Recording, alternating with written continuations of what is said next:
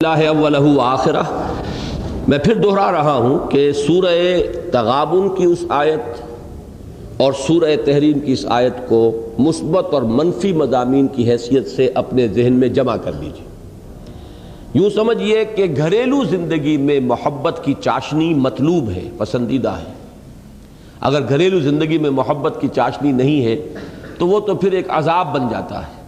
اگر یہ محبت کی چاشنی، ایک دوسرے کے جذبات کا پاس اور لحاظ یہ ہوگا تو یہ گھر جو ہے اور گھریلو زندگی جو ہے، عائلی زندگی، یہ گویا کہ ایک طرح کا جنت کا نمونہ بن جائے گا۔ چاہے تنگی میں ترشی میں گزارا ہو رہا ہو، باہمی محبت ہے، اعتماد کی فضا ہے، ایک دوسرے کے جذبات کا لحاظ اور پاس ہے، تو وہ تنگی ترشی اور چاہے وہ روکھی سوکھی کھا کر گزارا ہو رہا ہو، گھر کے اندر ایک بڑی ہی یوں سمجھیے کہ جنت کی ہوائیں جو ہیں وہ اس دنیا کے اندر آپ کو آتی رہیں گی۔ لیکن ہر شے کی ایک حد ہے۔ یہی محبت جو ہے یہ حد اعتدال سے تجاوز کر کے تباہی اور بربادی اور عاقبت کی خرابی کا سبب بن جاتی ہے۔ اس کے دو اطراف ہوئے، بیویوں اور اولاد کی محبت کی وجہ سے آدمی کا غلط رخ پر پڑ جانا، اس کی عاقبت برباد ہو گئی، جس کے لیے کہ حدیث جو ہے بڑی پیاری، اس کا عربی متن تو میرے ذہن میں نہیں ہے، ترجمہ یہ ہے کہ انتہائی نادان ہے وہ شخص جس نے دوسروں کی دنیا بنانے کے لیے اپنی عاقبت برباد کر لی۔ اولاد کو اچھا کھلا رہے ہیں، اچھا پہنا رہے ہیں، اچھا پلا رہے ہیں، اچھی تعلیم، ان کی دنیا بن گئی، تمہاری عاقبت برباد ہو گئی اگر تم نے غلط طریقے سے کما کر اور غلط ذرائع سے دولت حاصل کر کے یہ ساری ان کی خواہشات پوری کی۔ ایک رخ یہ، دوسرا رخ یہ کہ تمہارے اندر ضرورت سے زیادہ نرمی پیدا ہو گئی، لاڈ اور پیار ہو گیا۔ یہ لاڈ اور پیار ان کے بگاڑنے کا ایک ذریعہ بن سکتا ہے، وہ بگڑ جائیں گے۔ ایک طرح کی سختی بھی گھر کے ماحول میں رہنی چاہیے، ایک احتساب کا نظام بھی ہونا چاہیے، ایک پوچھ گچھ کا نظام بھی برقرار رہنا چاہیے۔ کدھر جا رہے ہیں، کیا کر رہے ہیں، ان کے رجحانات کیا ہیں، ان کے شب و روز کیا ہیں، ان کے میلانات کیا ہیں۔ پھر یہ کہ اس کے لیے اپنی حد تک ان کی تعلیم و تربیت کی ہر امکانی کوشش کہ ان کے دلوں میں ایمان پیدا ہو، یہ عبادات کے عادی ہو جائیں۔ جیسے کہ حدیث میں آتا ہے 7 برس کا بچہ ہے، آپ اس کو نماز کی تاکید کرنی شروع کیجئے، اور پھر 9 برس کا ہو جائے تو ماریے اگر وہ نماز نہیں پڑھتا۔ اب اگر آپ کی جو ہے وہ لاڈ پیار آڑے آ رہا ہے، اب کیا اٹھانا ہے، صبح کا وقت ہے، ٹھنڈ ہے، سردی ہے، اٹھ کے پڑھ لے گا، معلوم ہوا کہ آپ برباد کر رہے ہیں اسے۔ اس کے اندر اب اگر اس وقت عادت نہ پڑی نماز کی تو بعد میں ہو سکتا ہے کہ وہ کوشش بھی کرے تو اپنے آپ کو عادی نہ بنا سکے، اور اس کا سارا اللہ تعالیٰ کے ہاں اس کی ذمہ داری کا بوجھ جو ہے وہ آپ کی اپنی گردن پر آئے گا۔ اسی طریقے سے کہیں کسی نے غلط حرکت کی ہے، ایک حد تک تو ہے تربیت کے لیے چشم پوشی بھی ہے، ہر وقت کی روک ٹوک اچھی نہیں ہوتی، اس میں ایک بڑے حسین توازن کی ضرورت ہے۔ ہر وقت کی روک ٹوک اور ہر وقت کی لعنت ملامت سے ایک بغاوت بھی پیدا ہو جاتی ہے، ایک جو ہے ڈھٹائی جو کا انداز جو ہے اور زدم زدہ کا انداز بھی پیدا ہو جاتا ہے۔ یہی وجہ ہے کہ سورہ تحریم کی اس آیت کو بیلنس کیا گیا، وَإِن تَعْفُوا وَتَصْفَحُوا وَتَغْفِرُوا فَإِنَّ اللَّهَ غَفُورٌ رَحِيمٌ۔ اگر تم معاف کرتے رہو، چشم پوشی سے کام لو، بخش دیا کرو تو اللہ بھی غفور الرحیم۔ لیکن یہ کہ حدیث میں آتا ہے دوسری طرف بھی کہ سختی بھی کرنی پڑتی ہے۔ اب جیسے کہ اللہ تعالیٰ نے ازواج مطہرات کے ساتھ یہ انداز اختیار کر لیا ہے، یہ گویا کہ ہمارے لیے ایک بہت بڑی مثال ہے کہ اگر اللہ تعالیٰ قرآن مجید میں خود حضور صلی اللہ علیہ وسلم کے ساتھ یہ انداز اختیار فرما لیتے ہیں، اگر ازواج مطہرات کے ساتھ یہ انداز اختیار فرما لیا تو گویا کہ یہ بھی ایک دلیل ہے اس بات کی کہ گھریلو زندگی کے اندر ایک احتساب کا نظام بھی برقرار رہنا چاہیے۔ البتہ پھر میں عرض کروں گا کہ ایک توازن جو ہے اس کی بڑی ضرورت ہوتی ہے اس معاملے میں۔ اس میں ذرا سا بھی اگر ایک طرف یا دوسری طرف انتہا پسندی کا معاملہ ہو جائے تو نتائج پھر خراب نکل سکتے ہیں۔ لیکن اس وقت ہمارے سامنے رہنا چاہیے کہ ایک رخ وہ ہے، ایک رخ یہ ہے کہ یا ایھا الذین آمنوا قوا انفسکم واہلیکم نارا، بچاؤ اپنے آپ۔ یہاں پر غور کیجئے، پہلے اپنی جان آئی ہے، اور یہ ہے بہت صحیح انداز۔ قرآن مجید میں اس حقیقت کو چاہے بہت سے لوگوں کو پسند نہ آتی ہو، اس لیے کہ یہ بات بظاہر جو ہے آدمی سوچتا ہے کہ کیا یہ بھی ممکن ہے کہ انسان بھاگے گا اپنے باپ سے، اپنی ماں سے؟ یوم یفر المرء من اخیہ وامہ وابیہ وصاحبتہ وبنیہ لکل امرئ منہم یومئذ شأن یغنیہ وجوہ یومئذ مسفرۃ ضاحکۃ مستبشرہ۔ قیامت میں تو نفسی نفسی کا معاملہ ہوگا، میں بچ جاؤں، میں چھوٹ جاؤں، باقی سب جہنم میں جھونک دیے جائیں، جھونک دیے جائیں۔ چاہے میرے اولاد کو جھونک دو، میرے والدین کو جھونک دو، میرے بہنوں بھائیوں کو جھونک دو، میری بیوی کو، یا بیوی کہے گی شوہر کو جھونک دو، مجھے کسی طریقے سے بچا لو۔ قرآن مجید کی تو نص صریح ہے، یوم یفر المرء من اخیہ وامہ وابیہ وصاحبتہ وبنیہ۔ اسی طریقے سے وہ جو سورہ معارج میں فرمایا گیا کہ یہ انسان تو چاہے گا کہ لو یفتدی من عذاب یومئذ ببنیہ وصاحبتہ واخیہ وفصیلتہ التی تؤویہ ومن فی الارض جمیعا ثم ینجیہ، کسی طریقے سے سب کو فدیے میں لے لے، بیٹے کو بھی، بیوی کو بھی، اور ماں باپ کو بھی، رشتہ داروں کو بھی، میرے پورے کنبے اور گھرانے کو بھی، یہاں تک کہ تمام انسانوں کو جھونک دے، کسی طرح مجھے بچا لے۔ یہ نفسی نفسی جو حشر میں ہونی ہے، یہاں بھی آپ کے سامنے رہنی چاہیے کہ آپ سب سے پہلے اللہ کے ہاں جواب دیں اپنی ذات کے لیے۔ باقی کے لیے آپ صرف کوشش کر سکتے ہیں، اولاد کے لیے کوشش کر سکتے ہیں، بیوی شوہر کے لیے، شوہر بیوی کے لیے کوشش کر سکتی ہے، والدین کے لیے آپ کوشش کر سکتے ہیں۔ کیسے گڑ گڑا کر حضرت ابراہیم نے اپنے باپ سے کہا، یا ابت لم تعبد ما لا يسمع ولا يبصر ولا يغني عنك شيئا یا ابت انی قد جاءنی من العلم ما لم یاتک فاتبعنی اہدک صراطا سویا یا ابت لا تعبد الشیطان ان الشیطان کان للرحمن عصیا یا ابت انی اخاف ان یمسک عذاب من الرحمن فتکون للشیطان ولیا۔ کیسی عاجزی کے ساتھ، کس طریقے سے ادب کو ملحوظ رکھتے ہوئے، کیسے گڑ گڑا لیکن نہیں ماننے لائق شخص۔ تو آپ دوسرے کے لیے کوشش کر سکتے ہیں صرف، جیسے کہ حضور سے خطاب کر کے فرمایا گیا انک لا تہدی من احببت ولکن اللہ یہدی من یشاء۔ آپ کو اختیار نہیں ہے کہ جس کو چاہے ہدایت دے دیں، یہ تو اللہ کے اختیار میں ہے، جس کو چاہے گا ہدایت دے گا۔ آپ کوشش کر سکتے ہیں، آپ کے ذمے تبلیغ ہے، آپ کے ذمے پہنچا دینا ہے، آپ کے ذمے تبیین ہے، وضاحت ہے، آپ کے ذمے یہ ہے کہ بار بار کہیں، لیکن یہ کہ اختیار آپ کے ہاتھ میں نہیں۔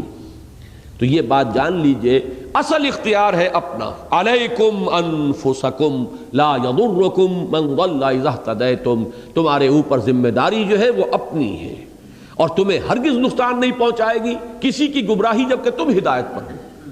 یہی وجہ ہے کہ یہاں سب سے پہلے قو انفسکم آیا، بچاؤ اپنے آپ کو۔ یہ تو تمہارے اوپر، یہ تو گویا کہ فرض عین کے درجے میں ہے، اس پر تو تم کلیتاً مکلف ہو کہ اپنے آپ کو بچاؤ، اپنا تو تمہیں اختیار حاصل ہے۔ البتہ اس کے بعد جو حیثیت اللہ نے تمہیں دی ہے، تمہیں کنبے کے سربراہ کی حیثیت سے ہو، تو اہلیکم، اب ان کو بچانے کی کوشش تمہارے ذمے سب سے پہلے۔ اسی کی ہمیں شرح ملتی ہے حدیث میں، حضور صلی اللہ علیہ وسلم خطبہ دیتے تھے، تقویٰ کی تلقین فرماتے تھے تو پہلے اپنے آپ کو مخاطب کرتے تھے، اوصیکم و نفسی بتقوی اللہ، میں تمہیں بھی وصیت کر رہا ہوں اور اپنے نفس کو بھی کہ اللہ کا تقوی اختیار کریں۔ پھر جب آپ دعوت اور تبلیغ کے اندر بھی ترتیب بھی آپ کو معلوم ہے، پہلے اپنے گھر والوں سے بات شروع کی ہے، پھر اپنے رشتہ داروں کو انذر عشیرتک الاقربین، پھر اپنی قوم، اور اس میں خاص طور پر وہ خطبہ ذہن میں رکھیے کہ اپنے گھرانے کی، اپنے قریب کی، اپنی جو عزیز خواتین تھیں انہیں جمع کر کے، اور آپ فرما رہے ہیں کہ یا فاطمہ بنت محمد انقذی نفسک من النار فانی لا املک لک من اللہ شیئا یا صفیۃ عمۃ رسول اللہ انقذی نفسک من النار فانی لا املک لک من اللہ شیئا۔ اے فاطمہ، محمد کی لخت جگر، بچاؤ اپنے آپ کو، نکالو اپنے آپ کو جہنم سے، آگ سے، اس لیے کہ قیامت کے دن مجھے تمہارے بارے میں کوئی اختیار حاصل نہیں ہوگا۔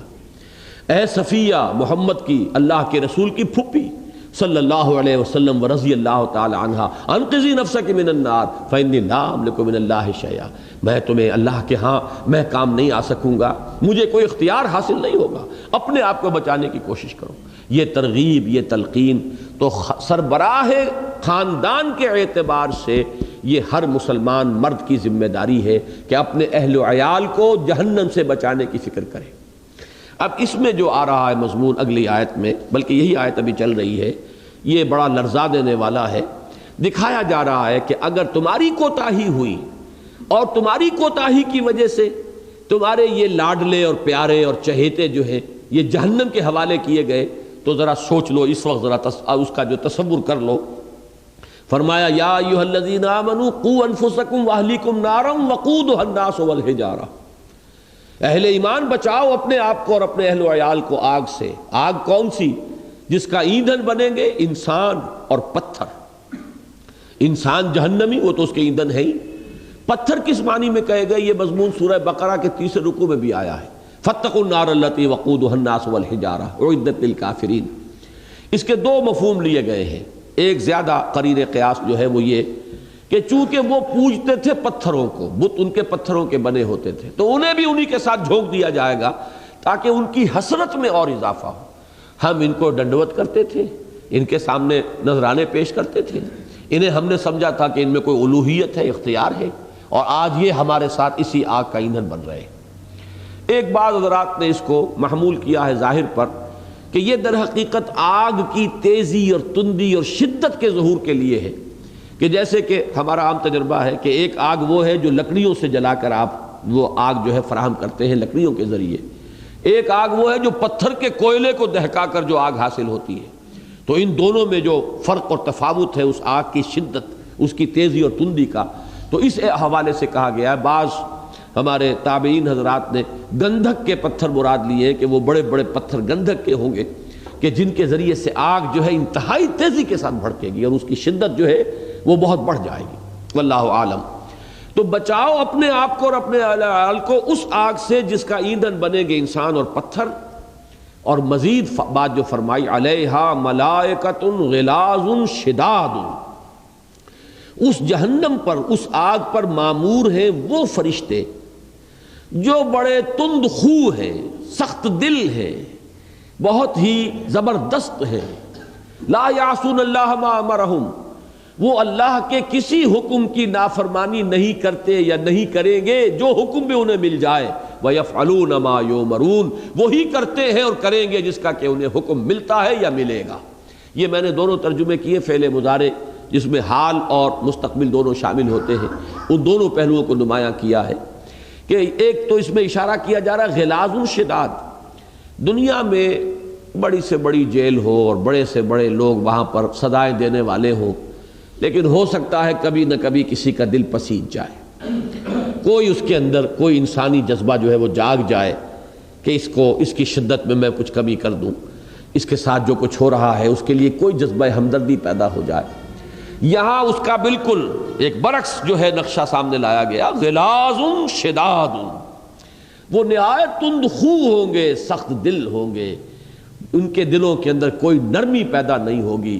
تمہارے نالا و شیون سے، تمہارے شور و فغاں سے، تمہارے آہ و بکا سے، تمہارے گریے سے اور فریاد سے وہ قطعاً متاثر نہیں ہوں گے، بلکہ اللہ نے جس کے بارے میں جو حکم دیا ہوگا وہ اس کو بجا لائیں گے۔ جو سزا اللہ کی طرف سے اس کے لیے طے ہو گئی ہوگی وہ سزا وہ اس کو دیتے رہیں گے۔ اس میں گویا کہ آپ کے اس جذبہ جو پیرنٹ ہوڈ کا اور جو آپ کے اندر جذبہ ہے اپنی اولاد کے لیے، جو شفقت اور محبت، اس کو انووک کیا جا رہا ہے کہ ذرا سوچو اس وقت کا لاڈ پیار، اس وقت کی محبت اور شفقت وہ نتیجے تک کہاں پہنچا رہی ہے کہ وہ پھر حوالے کر دیے جائیں گے ان فرشتوں کے کہ جن میں کوئی دل کے پسیجنے کا کوئی امکان نہیں ہوگا، ان کو کہیں کسی کے اوپر کوئی رحم نہیں آئے گا۔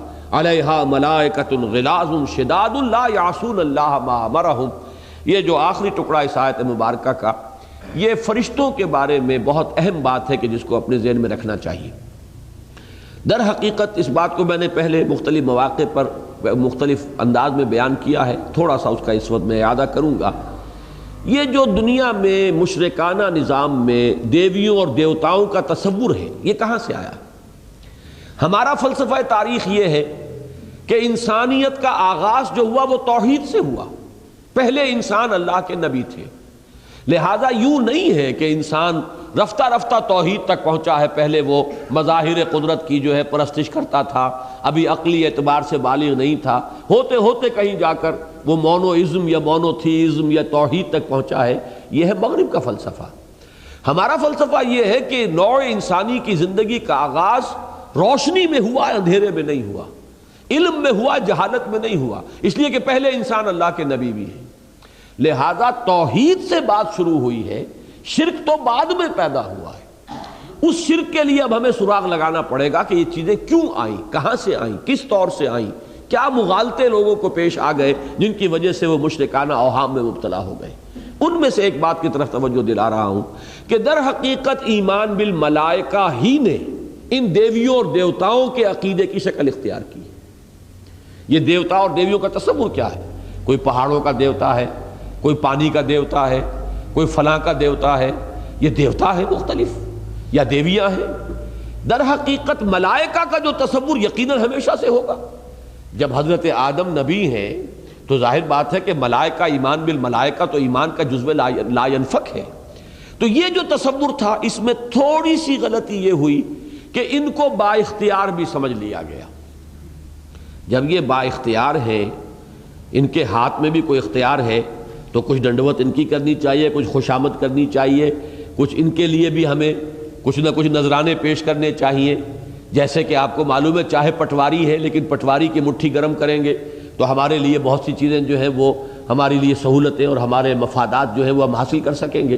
یہ تصور ہے انسانی ذہن کا کہ جس نے ایمان بالملائکہ کو یہ شرک کی صورت کے اندر ڈھال دیا. اور اس میں غلطی کہاں ہو؟ یہ تو آپ کو معلوم ہے کہ جو مشرکین مکہ تھے، اہل عرب بنی اسماعیل، وہ تو ان کے معبود تو تھے ہی فرشتے. وہ کہتے تھے کہ یہ فرشتے خدا کی بیٹیاں ہیں، بڑی لاڈلی ہیں، بڑی پیاری ہیں خدا کو، اور انہوں نے ان کی مورتیاں بنائی.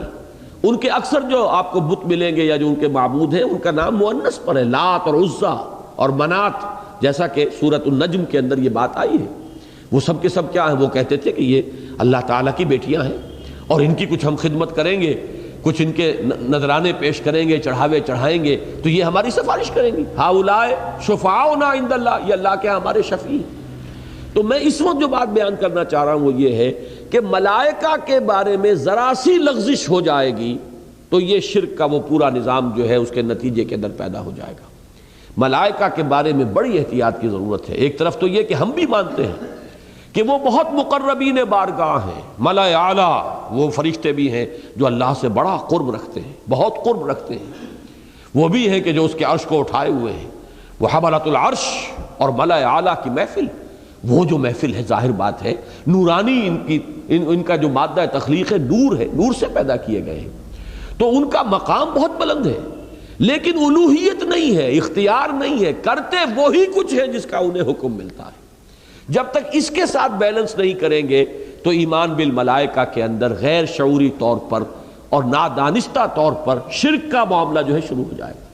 یہی وجہ دیکھیے آج تک اللہ کا فضل ہے کہ کچھ وہ آپ کو وہ تو مل جائیں گے عمل، یہ عملیات والے جو ہوتے ہیں وہ اس کے اندر تو یا جبریل ہو یا میکائیل ہو یا اسرافیل ہو، اس طرح کے کوئی آپ کو حروف لکھے ہوئے مل جائیں گے. یہ تو سب کا سب جو ہے ادھر حقیقت مشرکانہ اوہام ہے اور یہ غلط وہ چیزیں ہیں جو ہمارے ہاں رائج ہو گئی ہیں. لیکن کہیں بھی آج تک مسلمانوں میں 1400 برس بیت گئے کبھی کسی نے جبرائیل کو پکارا نہیں ہے، کبھی کسی نے میکائیل کو پکارا نہیں ہے. یہ پکارنا کہ اس معنی میں کہ وہ ہماری جو ہے کوئی فریاد سن کر ہماری تکلیف کو دور کرنے کے لیے وہ کچھ کام کر سکتے ہیں، یہیں سے بس شرک کا آغاز ہو جاتا. لیکن اللہ تعالیٰ نے اس امت کو اس سے محفوظ کیا ہے. تو اس میں ایک تو یہ مقام لا یعصون اللہ ما امرہم ویفعلون ما یؤمرون، وہ کسی معاملے میں اللہ کے حکم کی نافرمانی نہیں کرتے، وہی کچھ کرتے ہیں جس کا انہیں حکم ہوتا ہے. اس میں ایک علمی بات بھی ہے، وہ میں عرض کر دوں، اس لیے کہ مولانا امین احسن اصلاحی صاحب کا ایک خیال ہے، مجھے نہیں معلوم کہ کسی اور کا بھی وہ خیال ہے یا نہیں ہے. وہ یہ ہے کہ انہوں نے یہ رائے ظاہر کی ہے کہ یہ خیال صحیح نہیں ہے کہ ملائکہ میں معصیت یا نافرمانی کا مادہ ہی نہیں ہے یا انہیں اختیار نہیں ہے. ایک تو ہوتا ہے ایک ایسی مخلوق جسے اختیار کوئی نہیں. اختیار اگر ہے تو غلطی اور ثواب، صحیح کام اور غلط کام دونوں کا امکان ہوگا جب اختیار ہے. تو ہمیں یہ تو معلوم ہے کہ مکلف وجود ہیں، انسان اور جنات یہ دونوں مکلف ہیں. انہیں ایک اختیار دیا گیا، اما شاکرم و اما کفورا، چاہے تو شکر گزاری کی روش اختیار کریں، چاہے وہ کفران نعمت کی روش اختیار کر لیں. لیکن فرشتوں کے بارے میں ہم کیا کہیں؟ یا تو یہ کہیں کہ وہ مجبور محض ہیں، ان کے اندر سرے سے کوئی اختیار کا مادہ ہے ہی نہیں، اس اعتبار سے وہ پھر ایک پہلو سے ان کا مقام گرتا ہے. مولانا اصلاحی صاحب کا کہنا یہ ہے، اور مجھے وہ بات معقول معلوم ہوتی ہے، کہ ایسا نہیں ہے، اختیار انہیں بھی دیا گیا ہے، وہ بھی مکلف ہیں، لیکن انہیں قرب اتنا حاصل ہے اور حقائق اس طرح ان کے سامنے روشن ہیں کہ ان کے اندر کوئی امکان ہی نہیں ہے کہ وہ معصیت کی طرف رجحان پیدا ہو جائے، جس کو یوں سمجھ سکتے ہیں کہ جب آخرت میں جب جہنم سامنے نگاہوں کے دہک رہی ہوگی تو کون ہوگا جو اس وقت اللہ کے کسی حکم کی نافرمانی کرنے کی جرات کر سکے؟ وہ تو ابو جہل ہو یا فرعون ہو، وہ فرعون اور یہ فرعون و ہذہ الامہ، حضور نے فرمایا کہ یہ ابو جہل جو ہے اس امت کا فرعون ہے، تو یہ سب کے سب بھی لرز رہے ہوں گے، اور جو حکم ہوگا ان سے بڑا مومن اور کون ہوگا اس دن؟ سب کے سب مومن کامل ہوں گے۔ فَبَصَرُكَ الْيَوْمَ حَدِيدٌ، اب وہ سب کی نگاہیں جو ہے وہ تیز ہو چکی ہوں گی، حقائق منکشف ہو چکے ہوں گے۔ یہ تو جو پردے پڑے ہوئے ہیں نگاہوں پر، یہ جو غیب کا ایک پردہ حائل ہے، جس کو کہ بہت خوبصورت لفظ سے تعبیر کیا ہے شیخ علی حجویری رحمۃ اللہ علیہ نے، محجوب، کشف المحجوب، حجاب میں آئے ہوئے ہیں ہم، حجاب میں ہونے کی وجہ سے امکان پیدا ہوا کہ ہمارا اختیار غلط استعمال ہو رہا ہے۔ لیکن اگر حجاب نہ ہو اور جنت اور دوزخ ہماری نگاہوں کے سامنے ہو تو کون ہوگا کہ جو اس کے باوجود بھی اللہ کے کسی حکم سے سرتابی کی جرات کرے؟ تو در حقیقت ان کے نزدیک یہ ان کے اس قرب اور تمام حقائق جو ہیں ان کے سامنے عیاں ہونے کا نتیجہ ہے کہ وہ کسی گناہ کا ارتکاب نہیں کرتے۔ اب نہیں کرتے اور نہیں کر سکتے میں بڑا فرق ہے۔ نہیں کرنا اور ہے، نہیں کر سکنا اور ہے، بس اس کے فرق کو میں نے یہاں پہ واضح کرنے کی کوشش کی ہے کہ یہاں بھی فرمایا لا یعصون اللہ ما امرہم ویفعلون ما یؤمرون، وہ کہیں بھی اللہ کے کسی حکم کی نافرمانی نہیں کرتے، وہی کچھ کرتے ہیں کہ جس کا انہیں حکم دیا جاتا ہے۔ تو یہ کرنے اور کر سکنے کا فرق ہے۔ اسی کے حوالے سے میں نے کئی مرتبہ بتایا ہے کہ اہل تشیع اور معتزلہ، ان کو بریکٹ کر لیجئے، اور اہل سنت، ان کے مابین ایک مسئلے میں بڑا شدید اختلاف ہے، عقائد میں، اور بہت سے بھی ہے، وہ تو معاملہ علیحدہ ہے، لیکن ایک جس کا طرف اشارہ میں کر رہا ہوں وہ یہ ہے کہ اہل سنت کا عقیدہ یہ ہے، ان کا موقف یہ ہے، یوں کہنا چاہیے کہ اللہ عدل کرے گا، لیکن اہل تشیع اور معتزلہ کہتے ہیں اللہ پر عدل کرنا واجب ہے۔ یہ ہے کرے گا، ہم بھی کہتے ہیں اللہ عدل کرے گا، لیکن اللہ پر عدل واجب ہے، اس کے معنی ہے کہ اس کا اختیار ختم ہو گیا، وہ کسی قانون کا پابند ہو گیا۔ ہمارے نزدیک اللہ کی شان اس سے بہت بلند ہے کہ وہ پابند ہو، اسی لیے بار بار آتا ہے یغفر لمن یشاء ویعذب من یشاء، وہ جس کو چاہے گا عذاب دے گا، جس کو چاہے گا بخش دے گا۔ یہ اختیار مطلق آپ سلب نہیں کر سکتے، اس کا اختیار ہے، وہ چاہے تو جنت میں داخل کر دے ابو جہل کو، اس کا اختیار ہے، ہم کون ہیں اسے پوچھنے والے، اور وہ چاہے تو کسی بڑے سے بڑے نیکوکار انسان کو جہنم میں جھونک دے، ہم کوئی نہیں اس کے اوپر اعتراض کرنے والے، اس کا اختیار مطلق ہے، یفعل ما یشاء۔ اس اختیار مطلق کے اوپر کوئی لیمیٹیشن کسی بھی اعتبار سے آپ لائیں گے تو در حقیقت وہ اللہ کے مقام سے منافی ہوگی، اس کی شان کے منافی ہوگی۔ البتہ ہم بھی یہ کہتے ہیں کہ اللہ عدل کرے گا اور ہے، اور یہ کہ اس پر کرنا واجب ہے یہ اور ہے۔ اسی طریقے سے یہاں میں نے عرض کیا کہ ایک رائے یہ ہے کہ ایک تو یہ ہے کہ فرشتے نافرمانی نہیں کرتے، اور ایک یہ کہ کر نہیں سکتے۔ عام طور پر تصور یہ کہ کر نہیں سکتے۔ اب میں آپ کو قرآن مجید کے ایک دوسرے مقام کا حوالہ دے رہا ہوں جہاں سے اس دوسرے موقف کی تائید ہوتی ہے کہ کر نہیں سکتے۔ ان میں سے اب یہ ایک علمی مسئلہ ہوگا، غور کریں، مزید سوچ و بچار کریں، یہ کوئی ایسی بنیادی بات نہیں ہے، لیکن یہ کہ اہل علم کے لیے اس کے اندر سوچنے کا بہت سا سامان ہے۔ یہ ہے سورہ مریم کی آیت، جس کا پس منظر یہ ہے کہ چونکہ وہی وقفے سے آ رہی تھی، اور قرآن مجید میں کئی مقامات پر ہے کہ اے نبی آپ جلدی نہ کیجئے، غالباً سورہ طٰہٰ میں اگلی ہی صورت ہے، اس میں ہے وَلَا تَعْجَلْ بِالْقُرْآنِ مِن قَبْلِ أَن يُقْضَىٰ إِلَيْكَ وَحْيُهُ، اے نبی جلدی نہ کیجئے، اس سے پہلے کہ اللہ تعالیٰ کی حکمت میں جو وقت معین ہے قرآن کے نزول کا وہ پورا ہو۔ اللہ تدریجاً ہی نازل فرمانا چاہتا ہے، تھوڑا تھوڑا کر کے ہی اتارنا چاہتا ہے، وقفے سے اتارنا چاہتا ہے۔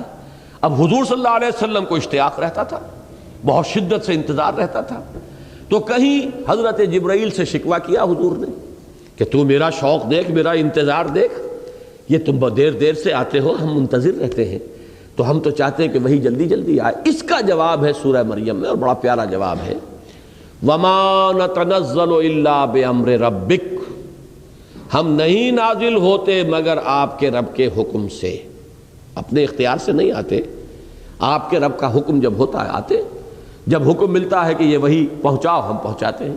وما نتنزل الا بامر ربک لہ ما بین ایدینا وما خلفنا وما بین ذلک وما کان ربک نسیا۔ یہ الفاظ ہیں جو آخری، پہلا جو ہے وما نتنزل الا بامر ربک، وہ تو اسی آیت کے ساتھ جڑ جائیں گے کہ یفعلون ما یؤمرون اور لا یعصون اللہ ما امرہم۔ لیکن اب اگلا ٹکڑا جو ہے، جو کچھ ہمارے سامنے ہے اس کا اختیار بھی اللہ ہی کے ہاتھ میں ہے، جو کچھ ہمارے پیچھے ہے اس کا اختیار بھی اللہ کے ہاتھ میں ہے، اور جو کچھ ان دونوں کے مابین ہے اس کا اختیار بھی اللہ کے ہاتھ میں ہے۔ عجیب ہے یہ انداز یہاں، ایک میرے سامنے ایک میرے پیچھے، دونوں کے مابین کون ہوں؟ وہ تو میں ہی ہوں نا۔ ہم کلیتاً اختیار باری تعالیٰ میں ہیں۔ یہ گویا کہ بجائے اس کے کہ اس کو اس انداز میں بیان فرماتے کہ جس سے کوئی قیل و قال کی بحث شروع ہو جاتی، لطیف انداز میں وہ حقیقت بیان کر دی کہ گویا کہ ملائکہ کا وجود کلیتاً اختیار خداوندی میں جکڑا ہوا ہے۔ لہو ما بین ایدینا وما خلفنا وما بین ذالک وما کان ربک نسیا۔ اسی کا اختیار ہے مطلق، اس کا بھی جو ہمارے سامنے ہے، اس کا بھی جو ہمارے پیچھے ہے، اور اس کا بھی جو ان کے مابین ہے، اس کا اختیار مطلقاً اسی کے ہاتھ میں ہے۔ تم ان دونوں چیزوں کو سامنے رکھیے۔ اب اللہ عالم، یہ بات جو ہے ایسی نہیں ہے کہ یقیناً کسی ایک نتیجے تک پہنچنے کی ہم کوشش کریں۔ ایک نتیجہ تو بہرحال ہے کہ وہ جو کچھ کرتے ہیں اللہ کے حکم سے کرتے ہیں اور اللہ کی نافرمانی نہیں کرتے۔ کر سکتے ہیں یا نہیں یہ ایک علیحدہ بحث ہے جس میں ایک رائے ہے، وہ میں نے آپ کے سامنے رکھ دی۔ اب آگے چلیے، یا ایھا الذین کفروا لا تعتذروا اليوم، اے وہ لوگوں جنہوں نے کفر کیا۔ یہ اسی وقت کی تصویر دکھائی جا رہی ہے جبکہ عذاب خداوندی کے اندر جھونکا جائے گا۔ ظاہر بات ہے نالا و فریاد اور شیون یہ تو ہوگا، اس وقت چیخ پکار رونا دھونا تو ہوگا، اس وقت لوگ گڑ گڑائیں گے، بہانے تراشیں گے۔ تو فرمایا کہ اس وقت ان سے کہہ دیا جائے گا یا ایھا الذین کفروا لا تعتذروا اليوم، اے وہ لوگوں جنہوں نے کفر کی روش اختیار کی تھی، اب آج کوئی بہانے مت بناؤ، اب کوئی عذر کا موقع نہیں ہے۔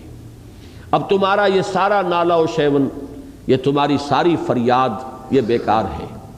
اگلا ٹکڑا بہت اہم ہے، انما تجزون ما کنتم تعملون، تمہیں وہی کچھ بدلے میں دیا جا رہا ہے جو تم کرتے تھے۔ یعنی ہم نے تم پر کوئی ظلم نہیں کیا، تمہارے اپنے کرتوت ہیں جو تمہارے سامنے آئے ہیں، تمہارے اپنے اعمال ہیں۔ وما انا بظلام للعبید، میں اپنے بندوں کے لیے ظالم نہیں ہوں، ظلم کرنے والا نہیں ہوں، بلکہ میں اس سے آگے بڑھ کے کہا کرتا ہوں معاذ اللہ ثم معاذ اللہ، اللہ تعالیٰ سیڈسٹ نہیں ہے۔ سیڈسٹ اس کو کہتے ہیں ایک ایسی مست شدہ شخصیت بھی ہوتی ہے انسانی کہ دوسروں کو دکھ دے کر اسے لذت حاصل ہو، دوسروں کو تکلیف پہنچا کر اسے کچھ ایک خوشی اور مسرت کا احساس ہو۔ تو یہ لوگ بھی ہوتے ہیں پرورٹڈ مزاج کے، مست شدہ شخصیتیں جن کی، تو معاذ اللہ ثم معاذ اللہ، اللہ تعالیٰ کو کسی کو عذاب دے کر کوئی خوشی نہیں ہوگی۔ ما یفعل اللہ بعذابکم، اللہ تمہیں عذاب دے کر کیا لے گا، ان شکرتم، اگر تم شکر کی روش اختیار کرو۔ لیکن یہ کہ جو اعمال تم نے کیے ہیں، اس میں ذرا ایک پہلو کو سامنے رکھیے کہ در حقیقت جو بھی عمل انسان کر رہا ہے اس کے کچھ پرنٹس ہیں، امپرنٹس ہیں کہ جو اس کی شخصیت کے اندر قائم ہو رہے ہیں۔ یہ خود کھود رہا ہے اپنی شخصیت کے اوپر، وہ اپنے لیے عذاب یا اللہ تعالیٰ کی طرف سے جزا اور جو نعمتیں ہیں، یہ خود اپنے عمل کے ذریعے سے اپنے وجود کے اندر جیسے کندہ کر دی جاتی ہے کوئی چیز، ویسے ہم کر رہے ہیں۔ یہ ہمارے اپنے کرتوت ہوں گے۔ اگر بری چیز ہے، مثلا آج ہم نے کوئی حرام چیز کھائی، بڑی لذیذ تھی، بہت لطف لیا، حقیقت میں یوں سمجھیے کہ یہ ایک شوگر کوٹڈ پل تھی، اس کے اندر تلخی ہے، تم نے جو کچھ اپنے پیٹ میں ڈالا ہے وہ تلخ ہے، صرف یہ کہ یہاں اس کی تلخی ظاہر نہیں ہوئی، وہاں اس کی تلخی نمایاں ہو جائے گی۔ جیسے کہ قرآن مجید میں فرمایا گیا جو لوگ یتیموں کا مال ہڑپ کرتے ہیں وہ نہیں ڈالتے اپنے پیٹ میں مگر آگ کے انگارے۔ یہ انگارہ ہونا ان کا اس وقت نمایاں نہیں ہو رہا ہے، انگارے جو تم نے جھونکے اپنے وجود کے اندر، لیکن اس وقت وہ انسولیٹڈ ہے، کہیں اس کے اوپر کوئی کوٹنگ ہے کہ ان کی وہ جو اس کی حرارت اور تمازت ہے وہ ظاہر نہیں ہو رہی، لیکن قیامت کے دن وہی ہے جو کھل کر سامنے آ جائے گا، یہ تم نے اپنے اندر جھونکا ہوا ہے۔ اس میں ایک نقطہ اور بھی ہے ذرا باریک، قرآن مجید میں دو اسلوب اختیار کیے گئے اس جزا کے۔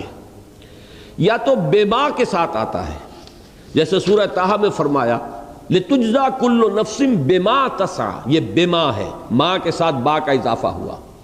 اسی طریقے سے الْيَوْمَ تُجْزَىٰ كُلُّ نَفْسٍ بِمَا كَسَبَتْ، یہ سورہ غافر میں ہے۔ وَلِتُجْزَىٰ كُلُّ نَفْسٍ بِمَا كَسَبَتْ، یہ سورہ جاثیہ میں ہے۔ هَلْ تُجْزَوْنَ إِلَّا بِمَا كُنتُمْ تَكْسِبُونَ، سورہ یونس میں ہے۔ بما یعنی بسبب اس کے جو تم کرتے رہے ہو آج تمہیں یہ سزا دی جا رہی ہے، بسبب تمہارے کرتوتوں کے آج تمہارے ساتھ یہ سلوک ہو رہا ہے۔ یہ با لگانے سے گویا کہ عذاب کا سبب ہونا ہوا، وہ اعمال جو تم نے دنیا میں کیے ہیں وہ موجب بنے ہیں، سبب بنے ہیں اس عذاب کے۔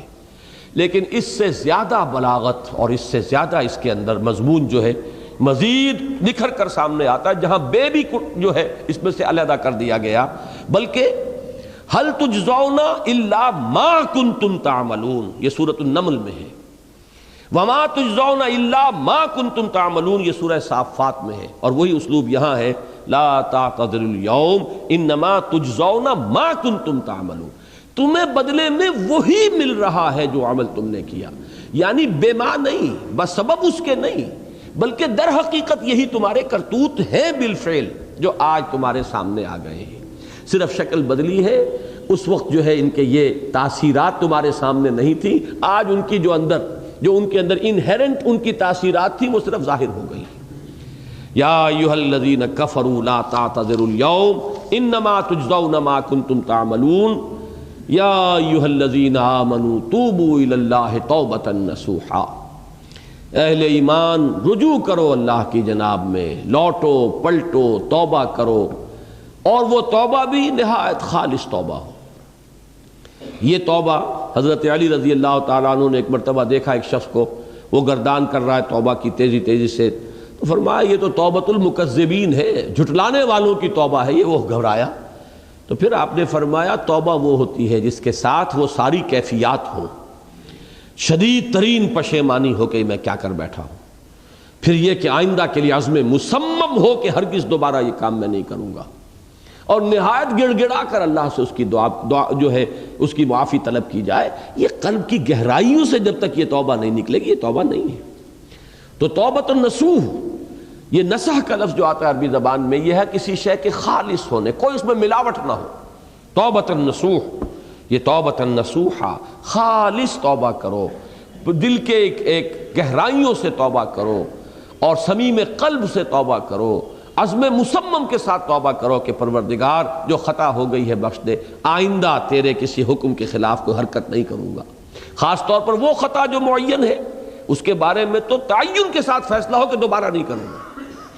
اس میں ہو سکتا ہے، جیسا کہ میں نے شاید آج دن میں کسی گفتگو میں عرض کیا تھا، بعض طبائع ہوتی ہیں مریض، ان کی قوت ارادی جو ہے کمزور ہوتی ہے، اس وقت وہ خلوص دل سے بھی اگر طے کر رہے ہیں کہ یہ کام دوبارہ نہیں کروں گا، تو وہ کمزور قوت ارادی کی وجہ سے اس پر قائم نہیں رہ سکتے، کل یا پرسوں یا کچھ عرصے کے بعد پھر پھسل جاتے ہیں۔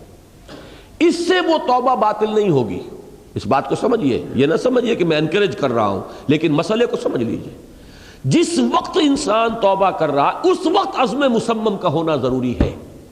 اب یہ اللہ جانتا ہے ہمارے دل کے اندر کے حالات کو، ہماری کیفیات کو، اگر اس وقت عزم مصمم ہے تو توبہ صحیح ہو جائے گی، پھر اگر خطا ہو گئی پھر توبہ کرو، پھر خطا ہو گئی اور پھر توبہ کرو۔ بازا ہر چہ ہستی بازا، گر کافر و گبر و بت پرستی بازا، این درگہ ماں درگہ نومیدی نیست، 100 بار اگر توبہ شکستی باز آ، اگر 100 مرتبہ بھی توبہ ٹوٹ گئی ہے کوئی پرواہ نہیں، جب تک یہ زندگی کا تسلسل چل رہا ہے، معلم یغرغر، جب تک کہ وہ گھنگرو نہیں بولا ہے آ کر حلق میں اور نزع اور جان کندنی کا عالم شروع نہیں ہو گیا ہے، اس وقت تک توبہ کا دروازہ کھلا ہوا ہے۔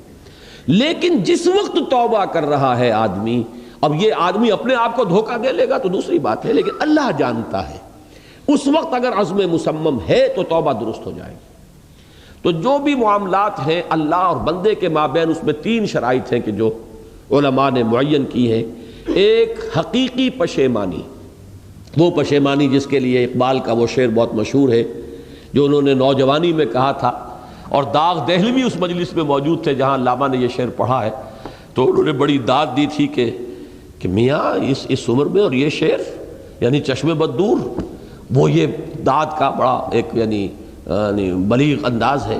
وہ شعر کیا تھا؟ موتی سمجھ کے شان کریمی نے چن لیے، قطرے جو تھے میرے عرق انفعال کے.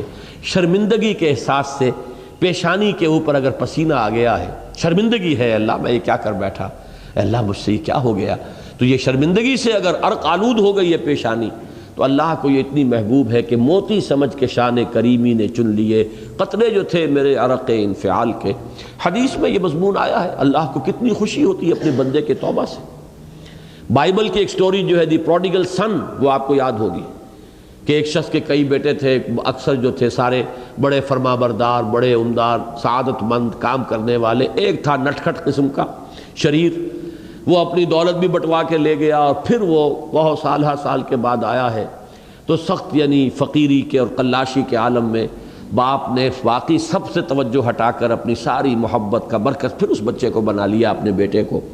تو وہ سعادت مند بیٹے تھے، انہوں نے کہا کہ یہ کیا کیا آپ نے، یہ ایسا اور یہ ایسا اور یہ ایسا، اس نے یہ کیا، اور آج آپ پھر اس کے لیے وہی آپ کی محبت جو ہے وہ یہاں پھر اس کے جو ہے شامل حال ہو گئی ہے. تو انہوں نے کہا کہ تم دیکھتے نہیں کہ اگر کوئی چرواہا ہو اور اس کی اگر 100 بھیڑیں اور بکریاں ہیں، تو اگر کوئی بھیڑیا کسی ایک بکری کو اٹھا کر لے جائے تو وہ 99 کو چھوڑ کر اس کے پیچھے بھاگتا ہے اس کو بچانے کے لیے. جو میرے ہیں وہ تو ہے ہی ہے، جو مجھ سے دور چلا گیا تھا وہ اگر لوٹ کر آیا ہے تو در حقیقت یہ ہے میری توجہ کا اور میری محبت کا سب سے زیادہ مستحق. یہی معاملہ اللہ کا. یہ در حقیقت ایک پیرابل ہے، ایک کہانی ہے جس میں اللہ کی وہ شفقت جو ہے اپنے گناہ گار بندوں کے جو شامل حال ہوتی ہے جب وہ توبہ کرتے ہیں، جس کے لیے حدیث میں آخری بات بیان کر دی گئی کہ تصور دیا گیا ہے کہ ایک لق و دق سے راہ میں ایک شخص سفر کر رہا تھا. ایک ہی اونٹنی سواری کی، اسی پر اس کا راشن بھی تھا، پانی بھی تھا. تھوڑی دیر کے لیے وہ ایک درخت کے سائے میں بیٹھا سستانے کے لیے، دھوپ کی تمازت سے بچنے کے لیے. تو ذرا بیٹھا بیٹھا اونگ گیا. اب جو آنکھ کھلی تو دیکھا کہ اونٹنی غائب ہے. اس کا سفر کا ذریعہ وہی، پانی اسی پر، راشن اسی پر، گویا کہ کل زندگی کا ذریعہ جو ہے وہ اونٹنی تھی اس کی. لق و دق سے رہا ہے، کہاں جائے، کہیں پانی نہیں، کچھ کھانے کے لیے نہیں. دیوانہ وار دوڑتا ہے دائیں بائیں ادھر ادھر اونٹنی کو ڈھونڈنے کے لیے، کہیں سراغ نہیں ملتا. تو وہ اب موت کے انتظار میں درخت کے نیچے آ کے بیٹھتا تھا. مایوسی کی انتہا، موت کا انتظار، کہ اچانک دیکھتا ہے کہ اونٹنی تو کھڑی ہوئی ہے. تو اب اس پر شادی مرگ کی کیفیت طاری ہوتی ہے. وہ کہنا تو یہ چاہتا تھا اللہ میں تیرا بندہ ہوں تو میرا رب ہے، کہہ یہ جاتا ہے کہ اللہ تو میرا بندہ میں تیرا رب. زبان لڑکھڑا گئی ہے اس خوشی کی شدت کی وجہ سے. تو حضور فرماتے ہیں کہ اللہ کو اپنے کسی گناہگار بندے کی توبہ سے اس سے بھی کہیں زیادہ خوشی ہوتی ہے. تو اس کو ذہن میں رکھیے. توبہ کا بڑا اونچا مقام ہے. ہمارے ہاں شرائط بھی سخت ہیں. 3 شرطیں وہ، ایک عزم مصمم، ایک پشیمانی، حقیقی پشیمانی. نمبر 2 عزم مصمم کہ اب دوبارہ نہیں کروں گا. نمبر 3 ایک مرتبہ ضرور اس کام کو چھوڑ دینا. یہ گویا کہ اس کے عزم مصمم کا فوری ثبوت ملنا چاہیے. کچھ دنوں کے بعد پھر کہیں جذبات کا ریلا آئے، کوئی اور خطا ہو جائے، بات دوسری ہوگی. اور جو حقوق العباد کا معاملہ اس میں 4تھی شرط اور ہے، اس لیے کہ حقوق العباد کی کوتاہی جو ہے اللہ تعالیٰ معاف نہیں فرمائیں گے. وہ تو وہی بندہ ہے جس کی آپ نے حق تلفی کی ہے، کسی کی غیبت کی ہے، کسی کی چغلی کھائی ہے، کسی پر تہمت لگائی ہے، کسی کا مال ہڑپ کیا ہے، کسی کو دھوکہ دیا ہے، کسی کی عزت پر حملہ کیا ہے، تو وہ تو وہی معاف کرے گا. یا یہ کہ آپ کی جو نیک اعمال ہیں وہ اس کو دے دیے جائیں گے قیامت کے دن، اور اگر آپ کے اعمال ختم ہو جائیں گے تو اس کے گناہ جو ہے وہ آپ کے کھاتے میں ڈال دیے جائیں گے. بہرحال جو 4تھی شرط ہے حقوق العباد کے معاملے میں کوتاہی میں توبہ کی، وہ یہ ہے کہ آپ یا معافی طلب کریں یا تلافی کریں اس شخص کی جس کے حقوق کو آپ نے تلف کیا ہے. یا ایھا الذین آمنوا توبوا الی اللہ توبۃ نصوحا عسیٰ ربکم ان یکفر عنکم سیئاتکم.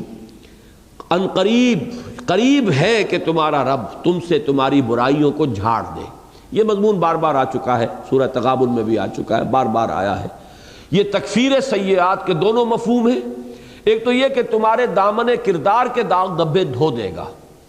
ایک کام ہے، آج آپ کو محسوس ہوتا ہے کہ یہ برائی میرے اندر ایسی راسخ ہے کہ میں چھوڑ نہیں سکوں گا، لیکن خلوص نیت کے ساتھ آپ توبہ کیجئے، اللہ تعالیٰ ہو سکتا ہے کہ آپ کو توفیق دے دے اور آپ اپنی اس برائی کو واقعتاً ترک کر دیں. یہ اللہ کی طرف سے توفیق ہو جائے گی. عسیٰ ربکم ان یکفر عنکم سیئاتکم، تم سے تمہاری برائیوں کو دور کر دے اور جھاڑ دے. اور دوسرا مفہوم اس کا یہ ہے تمہارے نامہ اعمال میں جو سیاہ داغ ہیں، اب تک کی کمائیاں جو تم نے کی ہوئی ہیں، اللہ ان کو دھو ڈالے گا۔ اس کے لیے تو سورہ فرقان میں تو یہاں تک فرمایا کہ اولئک یبدل اللہ سیئاتہم حسنات، ان کی برائیوں کو بدل دے گا نیکیوں سے۔ جو بھی کردار کے اندر برائیاں ہیں ختم ہوگی اور نیکیاں آ جائیں گی۔ نامہ اعمال میں سے بھی غلط کام جو ہیں ان کو دھو کر ان کی جگہ نیکیوں کا اندراج کر دیا جائے گا۔ وَيُدْخِلَكُمْ جَنَّاتٍ تَجْرِي مِن تَحْتِهَا الْأَنْهَارُ، اور داخل کرے گا تمہیں ان باغات میں جن کے دامن میں ندیاں بہتی ہوں گی۔ یوم لا یخزی اللہ النبی والذین آمنوا معہ، جس دن کہ اللہ ہرگز رسوا نہیں کرے گا نہ اپنے نبی کو اور نہ ان کو جو اس کے ساتھ ایمان لائے۔ ظاہر بات ہے کہ ان کے لیے رسوائی کا کیا سوال ہے۔ یوم لا یخزی اللہ النبی والذین آمنوا معہ، اب وہ مضمون آ گیا جو ذرا زیادہ تفصیل کے ساتھ سورہ حدید میں آ چکا ہے۔ نورہم یسعی بین ایدیہم و بایمانہم، ان کا نور دوڑتا ہوگا ان کے سامنے، ان کے آگے آگے اور ان کے داہنی طرف۔ یہ سورہ حدید میں بھی مضمون آیا ہے اور یہاں بھی آیا۔ میں نے عرض کیا تھا پچھلے درس میں کہ یہ گویا کہ اول و آخر کے درمیان ایک لنک قائم ہو رہا ہے۔ ان 10 صورتوں میں پہلی صورت سورہ حدید تھی، آخری سورہ تحریم ہے، تو اس آیت نے ان دونوں کے درمیان ایک بڑا قریبی ربط قائم کر دیا۔ اول و آخر کے ساتھ ایک تعلق جو ہے وہ اس آیت کے حوالے سے بہت نمایاں طور پر قائم ہوا ہے۔ اس نور سے مراد کیا ہے؟ وہاں تفصیل آئی ہے کہ یہ حشر کے مراحل میں سے کوئی مرحلہ ہے۔ بعض لوگ جو ہے قرآن مجید کو جب سطحی طور پر پڑھتے ہیں تو ذہن میں ایک اشکال پیدا ہوتا ہے، کہیں کوئی بات آ رہی ہے، کہیں کوئی بات آ رہی ہے، کہیں یہ فرمایا جا رہا ہے وہ بول نہیں سکیں گے، کہیں یہ فرمایا جا رہا ہے کہ ہم ان کے منہ پر تو مہر لگا دیں گے، ان کے ہاتھ پاؤں بولیں گے، کہیں یہ فرمایا جا رہا ہے کہ وہ یہ کہیں گے، اللہ یہ کہے گا، وہ یہ جواب دیں گے۔ تو بظاہر بعض معاملات کے اندر کچھ تضاد کی سی کیفیت سامنے آتی ہے۔ اس کو ریزولو آپ کر سکتے ہیں اس سے کہ یہ در حقیقت مختلف مراحل ہیں جس کو ہم حشر کہتے ہیں۔ یہ کوئی ایک وقت کا معاملہ نہیں ہے، یہ اس کے مرحلے ہیں، اور مختلف مرحلوں میں مختلف کیفیات اور مختلف صورتحال جو ہے وہ سامنے آئے گی۔ ایک مرحلہ وہ ہے ان مراحل حشر میں سے جس کو ہم اپنی عام زبان میں پل صراط کہتے ہیں۔ اس کا نقشہ ہے جو سورہ حدید میں اور سورہ تحریم میں ہے کہ جو لوگ تو کھلم کھلا کافر تھے، یوں سمجھیے کہ ایک چھانٹی تو ہو گئی، جو کافر تھے وہ علیحدہ ہوئے۔ جو مانتے تھے دنیا میں، جو مسلمان اپنا ہونے کا دعویٰ کرتے تھے، اب ان کے اندر ایک چھانٹی کرنے کے لیے ایک مرحلہ ہے کہ کسی جگہ سے انہیں گزارا جائے گا، اور وہ جگہ ایسی ہے کہ گھپ اندھیرا ہوگا، کوئی روشنی نہیں ہوگی۔ جو لوگ تو صاحب ایمان تھے، حقیقی ایمان، قلبی یقین والا ایمان جن کے پاس تھا، کم یا زیادہ، کم و بیش، انہیں ایک نور عطا ہوگا جو ان کے سامنے آگے آگے روشنی ہوگی۔ اور دوسرا یہ کہ داہنی طرف، جس میں میرا یہ خیال ہے واللہ عالم کہ نیک اعمال کا کاسب جو ہے ہمارا داہنا ہاتھ ہے، تو نیک اعمال کا بھی ایک نور ہے۔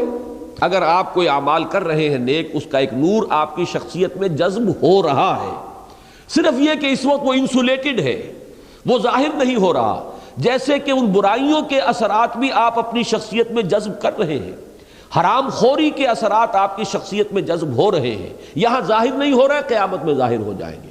ایسے ہی ایمان اگر ہے وہ ایک نور ہے جو آپ کے قلب میں ہے، اور اگر اعمال صالحہ کا کوئی آپ نے اکتساب کیا ہے تو اس کا بھی ایک نور ہے کہ جو آپ کی روح کے اندر، آپ کی شخصیت کے اندر جذب ہو رہا ہے۔ میدان حشر میں یہ دونوں نور ظاہر ہو جائیں گے۔ بین ایدیہم، یہ قلب کا وہ نور ہے، نور ایمان، جو سامنے کی طرف ظاہر ہوگا، اور داہنی طرف یہ ان کے اعمال صالحہ کا کہ نور کا ظہور ہوگا۔ وہ اس روشنی کے اندر اس مرحلے کو طے کر جائیں گے۔ اور جن کے پاس یہ نہیں تھا، جو منافق تھے، جس کے پاس نور ایمان حقیقی موجود نہیں تھا، صرف دعویٰ تھا اسلام کا اور جھوٹا دعویٰ تھا، ان کے پاس نہ نور ایمان ہوگا، نہ نور اعمال صالحہ، وہ ٹھوکریں کھاتے ہوئے گریں گے۔ اور اس کے بعد ایک فصیل حائل کر دی جائے گی، جو نکل گئے وہ جنت میں، جو رہ گئے وہ گویا کہ یہاں عذاب خداوندی کا ظہور ہو جائے گا۔ اس کا ایک نقشہ پیش کیا گیا ہے سورہ مریم میں، وَإِن مِّنكُمْ إِلَّا وَارِدُهَا كَانَ عَلَىٰ رَبِّكَ حَتْمًا مَّقْضِيًّا۔ اس سے یہ معلوم ہوتا ہے کہ یہ جو پل صراط ہے جس پر سے گزارا جائے گا، جو راستہ ہے، یہ جہنم کے اوپر ہے، اور اسی جہنم کے اوپر سے گزریں گے تمام انسان، تمام نیکوکار بھی اور تمام بدکار بھی۔ تو نیکوکار جو ہے گزر جائیں گے، اس پل کو عبور کر کے نکل جائیں گے آگے، اللہ کی رحمتوں والی جنت میں داخل ہو جائیں گے، اور وہ جو بدکار ہیں یا وہ جو نور ایمان اور نور اعمال صالحہ سے تہی دست پہنچیں گے، وہ وہاں پر ٹھوکریں کھاتے ہوئے جہنم میں گریں گے۔ تو یہ مختلف اعتبارات سے تعبیرات ہیں جن کو جمع کر کے میں بات جو ہے وہ عرض کر رہا ہوں کہ وہ مرحلہ ہے جس کا ذکر آیا ہے سورہ حدید میں بھی، یوم تری المؤمنین والمؤمنات یسعی نورہم بین ایدیہم وبایمانہم بشراکم الیوم جنات تجری من تحتہا الانہار خالدین فیہا ذالک هو الفوز العظیم یوم یقول المنافقون والمنافقات للذین آمنوا انظرونا نقتبس من نورکم، جس روز کہیں گے منافق مرد اور منافق عورتیں اہل ایمان سے کہ ذرا رکو، انتظار کرو، ٹھہرو، ہم بھی تمہارے نور سے فائدہ اٹھا لیں، تمہارے نور سے ہم بھی یہ راستہ دیکھ کر طے کر لیں۔ لیکن یہ کہ کہا جائے گا قیل ارجعوا وراءکم فالتمسوا نورا فضرب بینہم بسور لہ باب باطنہ فیہ الرحمہ وظاہرہ من قبلہ العذاب ینادونہم الم نکن معکم قالوا بلی ولکنکم فتنتم انفسکم وتربصتم وارتبتم وغرتکم الامانی حتی جاء امر اللہ وغرکم باللہ الغرور۔ تو یہ ہے وہ نقشہ، اس کو ذہن میں تازہ کر لیجئے۔ اب میں اس کا دوبارہ جو ہے درس نہیں دے رہا ہوں، صرف حوالہ دیا ہے۔ نورہم یسعی بین ایدیہم وبایمانہم یقولون ربنا اتمم لنا نورنا واغفر لنا انک علی کل شیء قدیر۔ وہ یہ کہہ رہے ہوں گے اس وقت اہل ایمان جنہوں نے کہ اپنے اس ایمان میں نیکیاں بھی کمائی ہیں، نیک اعمال بھی کیے ہیں، کسبت فی ایمانہا، وہ جو خیر جو ہے اپنے ایمان کے اندر اکتساب اعمال خیر بھی کیا ہے، پروردگار اتمام فرما دے ہمارے لیے ہمارے نور کا، کامل کر دے ہمارے لیے ہمارے نور کو۔ اس کا زیادہ تر حضرات نے جو مفہوم لیا ہے وہ تو یہ ہے کہ انہیں دیکھ کر کہ کچھ لوگوں کے پاس نور نہیں ہے، اندیشہ ہوگا کہ کہیں ہمارا بھی یہ نور بجھ نہ جائے، تو وہ اللہ سے دعا کریں گے پروردگار ہمارا یہ نور برقرار رہے یہاں تک کہ ہم جنت میں پہنچ جائیں۔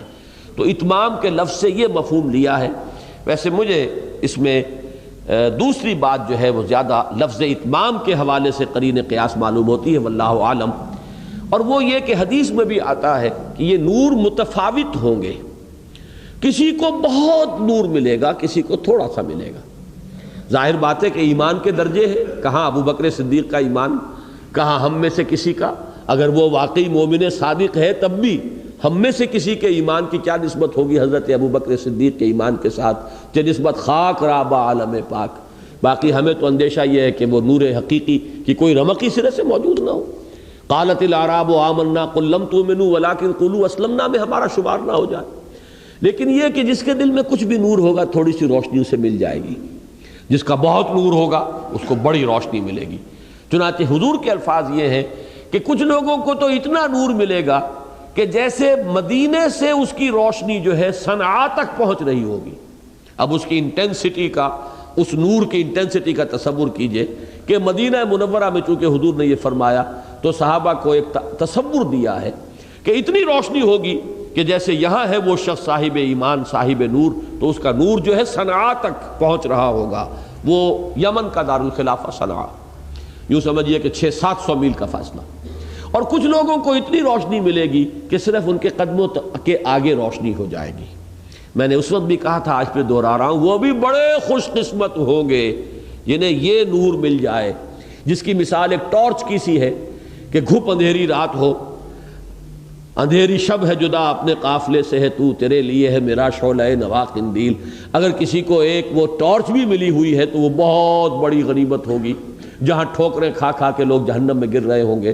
تو یہ روشنی جو ہے یہ بھی بہت غنیمت ہے۔ لیکن وہ لوگ پھر اللہ تعالیٰ کی رحمت کے امیدوار بن کر یہ استدعا کر رہے ہوں گے، اے رب ہمارے اس نور کو بھی کامل فرما دے، ہماری کوتاہیاں، ہمارے اس میں غلط بھی کچھ ہم سے حرکتیں سرزد ہو گئیں، جس کی وجہ سے ہمارا یہ دیا ٹمٹما سا رہا ہے۔ اقبال نے یہ تصور لیا ہے، وہ ایک بچے اور ماں کے درمیان مکالمہ، اس کے اندر یہ ہے کہ ایک بچے جو ہے وہ جا رہے تھے، ان کے ہاتھ میں قندیلیں تھیں، اور جو اس کا بچہ تھا جس پر وہ روتی دھوتی رہی تھی بہت، تو وہ اس کا دیا جو ہے وہ کچھ بجھا سا ٹمٹمایا ہوا سا۔ تو ماں نے پوچھا کہ کیا وجہ ہے؟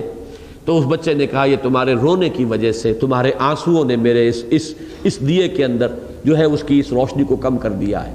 اس کا تصور کیجئے کہ جس کے پاس وہ ٹمٹماتا ہوا سا چراغ ہوگا وہ اللہ سے دعا کرے گا پروردگار، جسے ہم کہتے ہیں اللہ تعالیٰ کنڈون کر دے ہماری خطاؤں کو، ہماری غلطیوں کو، جس کی وجہ سے ہمارا یہ نور کم ہے، خاص اپنے فضل و کرم سے ہمارے نور کا اتمام فرما دے۔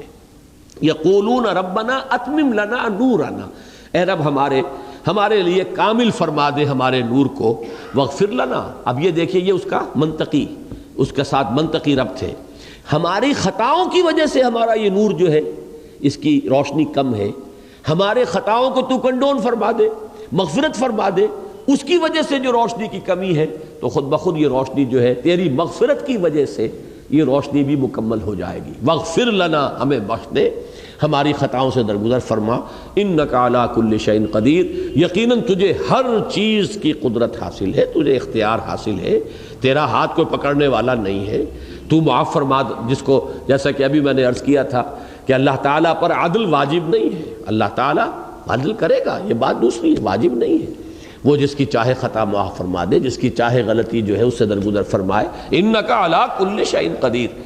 تو یہ ان کی اس وقت کی وہ درخواست ہوگی، التجا ہوگی، یقولون ربنا اتمم لنا نورنا واغفر لنا انک علی کل شیء قدیر۔ اب آخری آیت اور آج کی پڑھ لیجئے تاکہ پھر صرف 3 آیتیں ایک مضمون کی ہیں، وہ ہمارے آئندہ درس کے لیے رہ جائیں گی۔ یا ایھا النبی جاہد الکفار والمنافقین واغلظ علیہم ومأواہم جہنم وبئس المصیر۔ اے نبی صلی اللہ علیہ وسلم، مجاہدہ کیجئے، جہاد کیجئے، کشمکش کیجئے، کافروں سے بھی اور منافقوں سے بھی، اور ان پر سختی کیجئے، واغلظ علیہم، ومأواہم جہنم، ان کا ٹھکانہ جہنم ہے، وبئس المصیر، اور وہ بہت برا ٹھکانہ ہے۔ بظاہر ایک عجیب سی بات محسوس ہوتی ہے کہ اس مضمون میں یہ کہاں آ گیا؟ یہ کہیں سورہ نساء میں آیت مضمون آتا، سورہ توبہ میں بالکل صحیح ہے، سورہ توبہ کی آیت نمبر 72 یہی ہے، بالکل بعین ہی یہی الفاظ، ایک شوشے کا فرق نہیں۔ یا ایھا النبی جاہد الکفار والمنافقین واغلظ علیہم ومأواہم جہنم وبئس المصیر، بعین ہی یہ لفظ سورہ توبہ میں آیت نمبر 72 کی شکل میں موجود ہے۔ وہاں اس صورت کے مضمون سے بڑی مناسبت ہے، اس کی صاف نظر آتا ہے، کفار کے ساتھ، منافقین کے ساتھ، وہ غزوہ تبوک کا ذکر ہے، فتح مکہ کا ذکر ہے، غزوہ حنین کا ذکر ہے، منافقین کی ریشہ دوانیوں کا۔ یہاں یہ مضمون جو ہے ایک عائلی زندگی کے اندر یہ جو باہمی محبت ہے، اس کو ذرا اس کی لگامیں کھینچ کر رکھنا، یہ اس کا مرکزی مضمون ہے۔ بیویوں کی محبت اتنی نہ ہو جائے کہ تم کوئی غلط کام کر بیٹھو، اولاد کی محبت، ان کے لاڈ پیار کی وجہ سے کہیں انہیں بگاڑ نہ بیٹھنا، اور اپنے اس لاڈ پیار کی وجہ سے انہیں جہنم کے اندر نہ جھکوانے کا سبب بن جانا، اور ان فرشتوں کے حوالے نہ کر دینا کہ جن کے اندر کوئی نرمی نہیں ہوگی، جن کا دل نہیں پسیجے گا۔ یہ مضمون چلا رہا ہے۔ اب غور کیجئے کہ یہاں بھی ایک ربط ہے، یہی نرمی ہے جو نبی اکرم صلی اللہ علیہ وسلم کے مزاج میں اتنی رچ بس گئی ہے کہ یہاں بھی، اب دیکھیے پھر میں وہ لفظ کہہ رہا ہوں جو میں نے پچھلے درس میں وضاحت سے عرض کیا تھا، نبی کی خطا جانب نفس میں نہیں ہوتی، جانب شر میں نہیں ہوتی، جانب خیر میں ہوتی ہے۔ یہ نرمی، یہ رافت، یہ رحمت، یہ شفقت، یہ نبی اکرم صلی اللہ علیہ وسلم میں یہ تمام چیزیں پسندیدہ ہیں، یہ خیر ہیں، یہ بھلائی ہے، یہ شر نہیں ہے، لیکن اس میں بھی ایک حد ہے جس سے آگے اگر بڑھ جائیں گے تو وہ ایک خطا کا پہلو اس کے اندر موجود ہو جائے گا۔ یہ حضور صلی اللہ علیہ وسلم کے مزاج کی، اب دیکھیے اسی کی مثالیں میں آپ کو دے دوں، یہی آپ کی نرمی تھی جس کی وجہ سے، اور ابو بکر صدیق رضی اللہ تعالیٰ عنہ بھی اس پہلو سے بالکل حضور کی شخصیت کا عکس جو ہے ان کے اندر عکس کامل موجود ہے، رحمت، شفقت، رافت۔ ارحم امتی بے امتی ابو بکر، یہی شان ہے جو حضرت ابو بکر کی حضور نے بیان فرمائی۔ یہی وجہ ہے کہ دونوں حضرات بریکٹڈ تھے، دونوں کی ایک ہی رائے تھی، اللہ کے رسول کی بھی اور صدیق اکبر کی بھی، کہ یہ جو بدر کے جو قیدی ہیں فدیہ لے کر چھوڑ دیا جائے، اپنے اعزاء و اقارب ہیں، کیا پتہ اللہ تعالیٰ انہیں بعد میں ہدایت کی توفیق عطا فرما دے۔ لیکن یہاں غلظت کی ضرورت تھی، یہاں سختی کی ضرورت تھی، سختی کی جگہ پر نرمی۔ اب یہ چیز در حقیقت نتیجے کے اعتبار سے غلط ہو سکتی ہے، جہاں سختی کی ضرورت ہے وہاں سختی ہونی چاہیے، جہاں نرمی کی ضرورت ہے وہاں نرمی ہونی چاہیے۔ لیکن اگر کسی کے مزاج میں نرمی کا اتنا عمل دخل ہو جائے کہ کہ جہاں سختی کی ضرورت ہے وہاں بھی نرمی ہو رہی ہو تو روکا جائے گا، ٹوکا جائے گا۔ یہی بات میں نے کہی اولاد کے بارے میں، نرمی بھی چاہیے، سختی بھی چاہیے۔ اگر نرمی کا غلبہ ہو گیا ہے اور سختی ختم ہو گئی ہے تو آپ اولاد کو بگاڑ دیں گے۔ بیویوں کے ساتھ نرمی بھی ہو، سختی بھی ہو، احتساب بھی ہو۔ اگر بہت ہی زیادہ ان کی دلجوئی جو ہے وہ پیش نظر رہی تو وہ تمہاری عاقبت کو بھی برباد کروا دیں گی۔ ان من ازواجکم واولادکم عدوا لکم فاحذروہ۔ یہ جو سلسلہ مضمون ہے، یہ تار جو ہے، اسی میں یہ آیتیں پروئی ہوئی ہیں۔ اس مناسبت کی بنا پر یہ آیت اس سورہ مبارکہ میں آ گئی کہ اے نبی، آپ کے مزاج میں جو نرمی ہے، جو شفقت ہے، جو رحمت ہے، جو رافت ہے، یہ بڑی پسندیدہ شے ہے، بہت عمدہ شے ہے، لیکن اس سے ناجائز فائدہ اٹھا رہے ہیں منافقین، اس سے ناجائز فائدہ اٹھا رہے ہیں کفار۔ آپ کے عفو اور درگزر، آپ کی نرمی کا مستحق جو ہے وہ اہل ایمان ہیں۔ وَاخْفِضْ جَنَاحَكَ لِمَنِ اتَّبَعَكَ مِنَ الْمُؤْمِنِينَ، اپنے کندھوں کو، بازوؤں کو جھکا کر رکھیے ان کے سامنے کہ جو آپ کے اتباع کر رہے ہیں اہل ایمان میں سے، وہ نرمی اور شفقت اور رحمت کے آپ کے حقدار ہیں۔ ان پر تو سختی کرنی ہوگی۔ آپ کی اپنی مزاج اور مزاج کی مستقل جو یہ نرمی ہے، یہ در حقیقت ان کے لیے اور زیادہ انہیں جری کر رہی ہے، ان کی جسارتیں بڑھتی چلی جا رہی ہیں۔ لہذا آپ دیکھیے دو جگہ یہ آیت آ گئی قرآن مجید میں۔ ویسے سورہ توبہ میں تو گویا کہ اس کے پورے مضمون سے اس کا ربط اور تعلق بہت جلی ہے، نمایاں ہے۔ یہاں وہ تعلق ذرا خفی ہے، یہاں ذرا گہرائی میں اتر کر تلاش کرنا پڑا ہے کہ یہاں یہ آیت کس سلسلے میں آ گئی، کہ وہی مضمون جو چلا آ رہا ہے کہ نیکی، نرمی، دلجوئی، جذبات کا لحاظ اور پاس، شفقت، یہ پسندیدہ چیزیں ہیں، لیکن بیویوں پر اگر یہ حد سے تجاوز کر جائے وہ خرابی پیدا ہو جائے گی۔ اولاد پر اگر یہ نرمی حد سے زیادہ ہو جائے تو ان کو بگاڑنے کا سبب بن جائے گی۔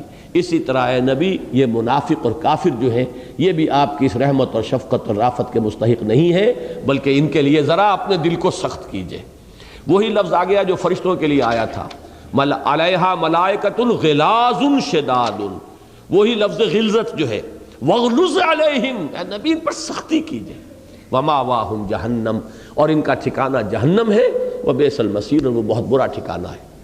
ایک بات اور اس آیت میں، اور دوسری وہ آیت جو اس کی ہم مضمون یا ہم لفظ آیت ہے، اس میں نوٹ کیجئے جاہد کا لفظ آیا یہاں، یہ جہاد ہے، قتال نہیں ہے۔ یہ لفظ وہ ہے، یہاں پر اس کا معنی، اس کا مفہوم جو ہے قتال لیا ہی نہیں جا سکتا، اس لیے کہ منافقین سے حضور نے کوئی قتال نہیں کیا، منافقین سے قتال ہو ہی نہیں سکتا، because they are legally Muslims, وہ تو قانوناً مسلمان ہیں، ان کے ہاتھ میں ڈھال تھی، کلمہ طیبہ، کلمہ شہادت وہ پڑھتے تھے۔ حضور نے کبھی قتال نہیں کیا منافقین سے، بلکہ آخری وقت تک انہیں مسلمان مانے رکھا، یہاں تک کہ عبداللہ ابن ابی کی نماز جنازہ پڑھا دی۔ تو یہاں جہاد کے معنی کیا ہوں گے؟ کشاکش، جد و جہد، ان کی ریشہ دوانیوں کو روکنا، ان کی سازشوں کو باطل کرنے کی کوشش کرنا، ان کی تمام عزائم جو ہیں ان کو خاک میں ملانا۔ یہ جو کشمکش ہوتی ہے، جہاد اور مجاہدہ، جد و جہد کا ٹکراؤ آپس میں، یہاں اس کے مفہوم وہی لیا جا سکتا ہے، قتال کے معنی میں لفظ جہاد نہیں آ سکتا۔ اور یہی میں نے بارہا آپ کو بتایا، اس مقام پر کہہ رہا ہوں، ویسے تو یہ لفظ جو ہے بہت سے جگہوں پر قتال کے معنی میں قرآن میں آیا ہے، لیکن یہ دو آیتیں جو ہیں، سورہ توبہ کی آیت نمبر 72 اور یہ سورہ تحریم کی آیت نمبر 9، یہ اس اعتبار سے اہم ہے کہ یہ ایک مثال ہے اس بات کی کہ یہاں جہاد کا مفہوم قتال نہیں لیا جا سکتا۔ صرف کفار کا معاملہ ہوتا تو قتال ہوا ہے، کھلم کھلا ہوا ہے، بے شمار جنگیں ہوئی ہیں، لیکن منافقین کے ساتھ کسی جنگ کا ہمیں سیرت مطہرہ میں کوئی سراغ نہیں ملتا، لہذا یہاں وہی کشمکش اور مقابلہ مراد ہوگا۔ بارک اللہ لی ولکم فی القرآن العظیم ونفعنی وإیاکم بالآیات والذکر الحکیم۔